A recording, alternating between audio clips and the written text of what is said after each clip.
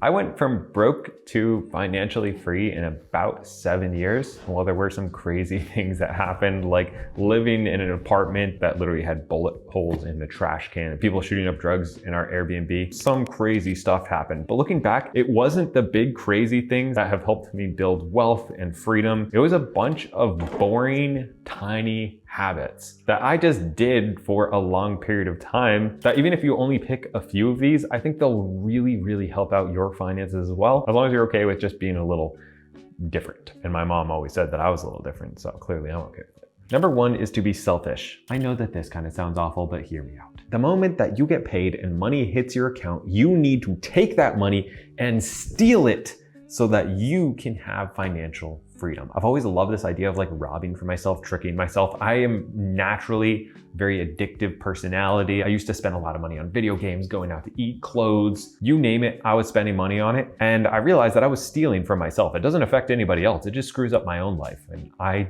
don't like not having money. It sucks. So instead of like paying everything and then whatever I had left over at the end of the month, I try to save, which is what most Americans do. I think 74% of Americans put 10% or less aside. And so while I started with 10%, I kept trying to up it, and I set my goals a little high, but I just tried to keep getting better with my spending and worked my way all the way up to 50 to 75% savings rate and stayed there for more than 7 years. Again, while not making a lot of money. And the trick is to just kind of make it automatic and hide it from yourself before you ever see it, because like I used to, most Americans live paycheck to paycheck, but I find that incredibly suspicious because like the chances that you need exactly the amount of money that you're making, probably not. And if you just had less money, you would figure it out. You would figure out how to earn more money or to spend less money. You would figure one of those two out, or you'd go into debt and destroy your life. But let's assume that's not an option. If you just steal from yourself, you'll force yourself to be creative. And once you set it up once, you don't even have to worry about it anymore. And you're automatically building your future, building freedom, building wealth. It's great. Then of course, you should never finance stuff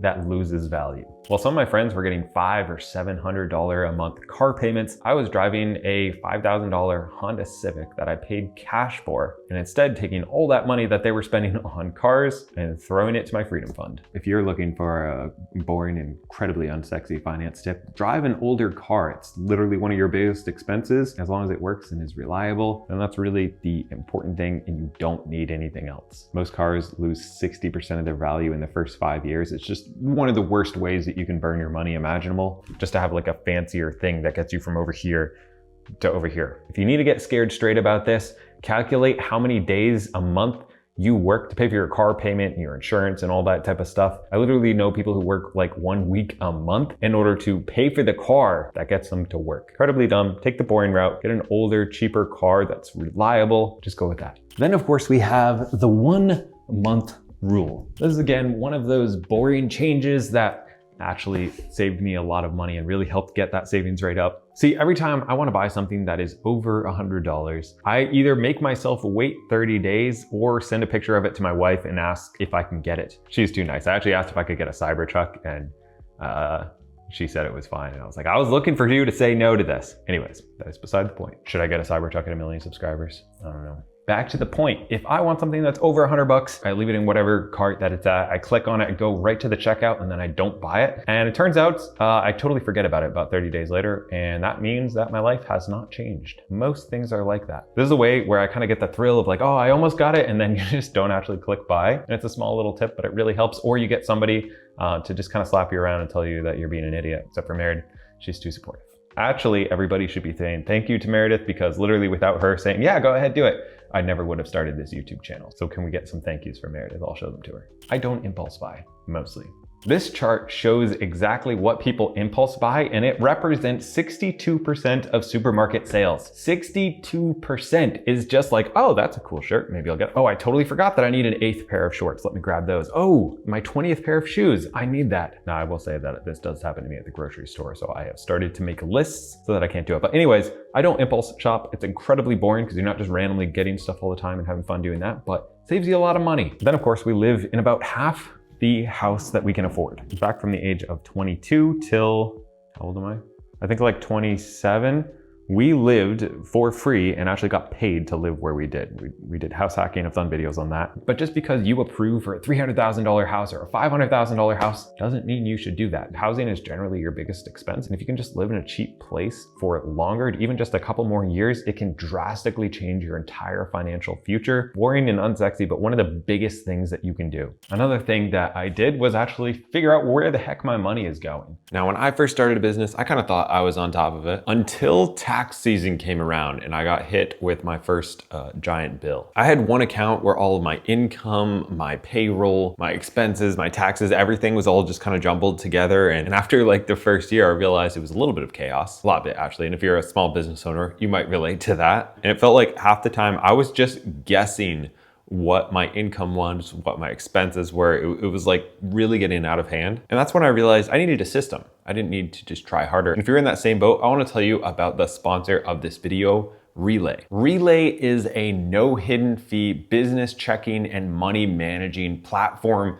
for small businesses like you and me. So you can keep one for income, you can keep one for expenses, one for taxes, one for payroll, one for savings, and everything is all separated. And you know exactly where everything is going. There's no more guessing. And you can also loop in your own bookkeeper or accountants with their own logins and permissions. And that means they can take care of all the day-to-day stuff, but you can still keep everything visible and know what's going on. This really just gives you like peace of mind. You don't have to spend hours digging through spreadsheets to see if you have enough money set aside for taxes somewhere. You know exactly where your money is, and you can actually focus on growing your business instead of tracking money and putting out fires. And of course, one of my favorite aspects is just super easy. You open it up right online in a couple minutes. Very, very simple to set up. If you want some clarity in your business, you can use the link down in the description, sign up for Relay, or scan the QR code that is right here. And thank you again to Relay for sponsoring this video. I'm actually a really big fan. Create over consume. I had a wake-up call many years ago when I was first getting excited about my finances and realized that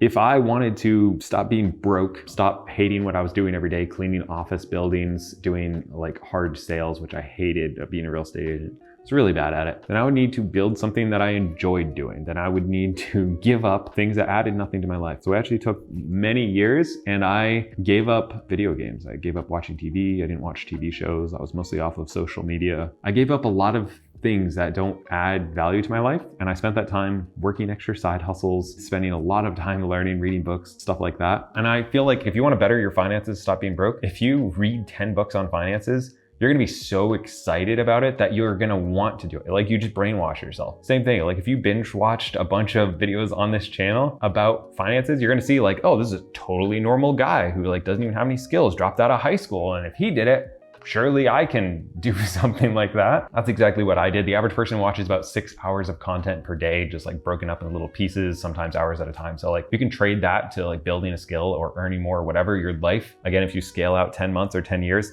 not even comparable to just consume. That being said, there are good things to consume, there's bad things to consume. So like same thing with food or anything else, like not all of it is bad, but most of what I was consuming was worthless. Focus more on earning. Once you have your budget set up and you have some frugal habits in place, it is important to stop focusing on that and focus more on earning. A lot of times it feels safer to just focus on saving as much money as you can and not really worrying too much about other things. If you can find a way to get a 2% raise at your job, it's gonna be more efficient than almost everything you're doing throughout the rest of the year with like little $5 saving here and there. So think about how can you start a business, how can you get a raise, how can you negotiate, work on some skills that make you more valuable. It's gonna be a much better use of your time. Then of course, you could treat your savings like a bill. This is one that I love to do. Say you spend $100 a month on internet or whatever, and yet you don't save $100 a month. What if you had to? What if it was a bill or your bank account would stop working? There you go. I don't know. Think about that. Treat savings like it is a bill. Figure out how much you can save, and then again, make it automatic and treat it like it's incredibly important or you're gonna get in trouble and people are gonna come knock at your door. If you can make that shift, everything gets easy. Now, one way to earn more money and actually stop wasting money that was just a little like mindset shift for me was valuing my time more. When I was making $20 an hour, I would look at everything I was doing. It's like, would I spend $20 to watch, one episode of this TV show? No. Like literally, would you pay $20 per episode of like one of those hour-long shows? You probably wouldn't, right? But that's what we do with our time because we don't value it at all. But would we spend $20 to see our parents or to play with our kids or to like go for a walk in nature or something like that? Like if you can reframe Just like your time is having value in every hour of the day of like, okay, this is $20, this is $50, this is $100. Would I spend $100 to do this thing? Yeah, okay, I would do that. Would I spend $100? No, I'm not gonna do that. Just reframing and like mental shifts really helps me. I don't know why. I'm like, this all comes down to like that I brainwash myself. But if I let myself do what I wanted to do, I would do. I'm an idiot. And so that's why it is important to hang out with people who have more money than you, make you feel broke. It's one of my favorite feelings. We all know that saying of you are the average of the 5 people that you spend the most time with. And I'll say that is absolutely true. When I started to go to some conferences, I started to network, I started to reach out to people online and follow them. And even like spending time with them could be like, I read every single book that this person wrote. I watched all their videos, I did whatever. And like, I start to think like that person. I can kind of like, hey, what would this person do in this situation? What would Tim Ferriss do here? What would whoever, do in this situation? I can kind of do that even if I've never met them. And so ideally you want to hang out with people who are trying to better themselves, who are in shape, who eat healthy, who care about their families, who want some of the same things you are. And then that makes you more excited. It gives you motivation to be around those people. If you want to get good at pickleball and you only hang out on the basketball court, it's going to be hard to get better, right? So you want to be in places and around people who are trying to do the same thing you're doing and who can learn little tips and techniques from that can help level up your life. I also love this idea of the 10-10-10 rule, which really just helps me reframe purchases. Before I spend money, I ask, will this matter in 10 days? Will this matter, make me happier in 10 months? How about in 10 years? If you zoom out far enough, most stuff fails. The $200 shirt, not in 10 years. Maybe if it's a good shirt, it might last that long. But the random gadget, the iPhone, the splurge on going out to dinner, like some of those things are okay and they're good to have, but a lot of things just are not going to matter if you zoom out. But some things really matter. If you look at investing, if I read this book, will it make my life better in 10 months or in 10 years? Yeah, it actually has a good chance to do that. Like that's a great use of money. If I learn this new skill, if I start playing guitar, if I start a business, could this make my life better in 10 days? Maybe not. In 10 months? Yeah, probably. In 10 years, my life could be totally different. And like zooming out in my life like that really makes a lot of decisions for me. And I can look at myself as like a video game character. Like, no, you idiot, like eating more cake right now will not make you happier in any of those time frames, but being healthier so that you can,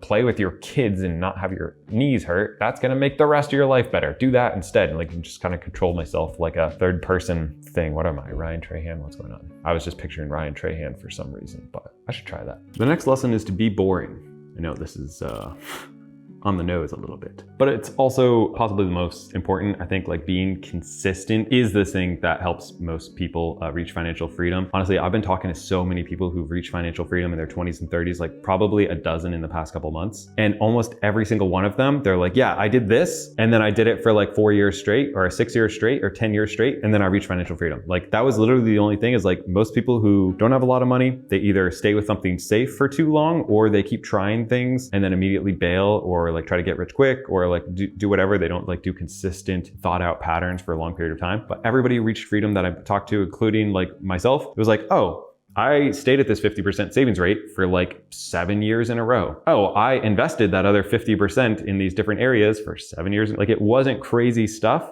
It was just consistent stuff. It wasn't like, oh, I did it great for like 2 years, but then I started blowing all my money and going on vacation and bought a new car and got a new house. And like, it was very consistent for a long period of time. And that's literally like, that's how you succeed in business. That's how you get in shape. That's how you lose weight. That's how you have a good relationship. Like everything is very boring and that's okay. Just like chase growth and the rest will come. All right, we got some rapid fire rules. Pick a simple budget. There's a lot of them out there and you can keep trying to get better, but maybe go with like 60% essentials, 30% growth, and 10% fun. A budget can be that simple and it'll make you way ahead of most people. Annual money detox. Pick 30 days a year. Don't spend any money, freeze your credit cards, do whatever, and just let all the subscriptions run out that you're not using and get out of the bad habits. It works great. Start investing small, even if it is $10 a week. Start with something, make it automatic, and then just slowly keep stealing more and more from yourself until you tricked yourself into having freedom. Negotiate on the big stuff. Your house, your car, even your monthly bills. Sometimes you can save thousands of dollars by negotiating a little bit more, by getting on a phone call, lowering your car insurance. Don't just focus on the coffee, focus on the big things. Get 1% better. If you get 1% better every single day, you're not 360% better, you're 37 times better because that compounds. Read a page a day, do some push-ups every day, do something every day for a long time and you won't be recognizable. Ask what smart people would do, like they say in The Office. Whenever I'm about to do something, I think,